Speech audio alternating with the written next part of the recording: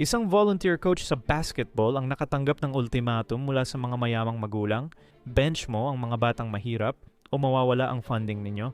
Si Coach Miguel ay namumuno sa isang youth basketball team sa squatter area. Ang mga players niya ay mga batang walang-wala, pero puno ng galing at determinasyon.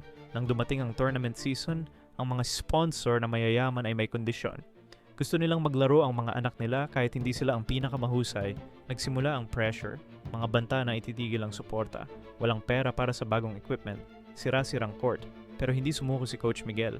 Sinabi niya, merit lang ang basehan ko, hindi pera. Umalis nga ang mga sponsor, naging mas hirap ang buhay ng team. Pero nakita ng komunidad ang ginawa niya, nagtulungan sila, nag-fundraise, nag-donate ng gamit. 5 taon pagkatapos, 3 players niya ay nakakuha ng scholarship sa college. Sinabi nila, Coach, dahil sa iyo natuto kami na ang character ay mas mahalaga kaysa sa koneksyon.